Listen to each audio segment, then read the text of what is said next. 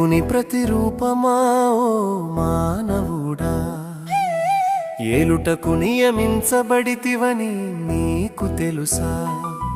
తన ప్రియ కుమారుడితో కలిసి ఏలుటకు నియమింపబడితివి.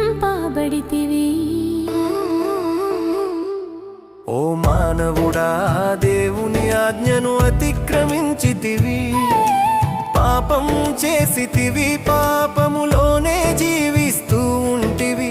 దేవుని అధికారం కోల్పోతివి, దేవుని సహవాసానికి దూరమైతివి.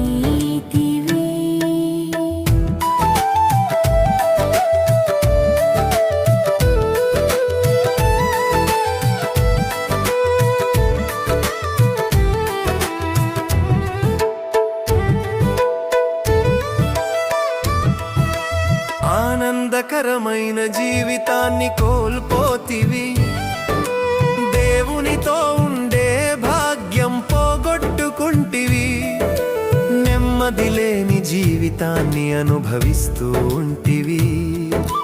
అసూయతో పగతో హృదయాన్ని నింపుకుంటివి, దేవుడి ఇచ్చిన ఆయుష్కాలాన్ని అనుభవించక వంటివి.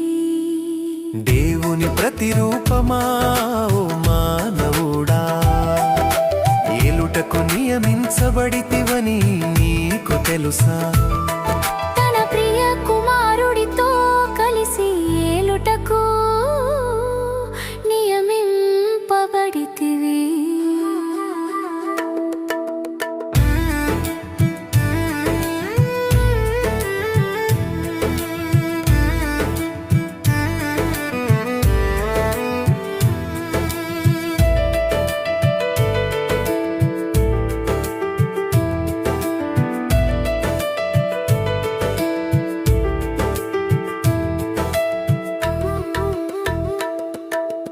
యేసుక్రీస్తు అందరికీ ప్రభువు, ఆయన మాత్రమే నిన్ను రక్షించగలడు, ఆయన ద్వారానే రక్షణ కలదు.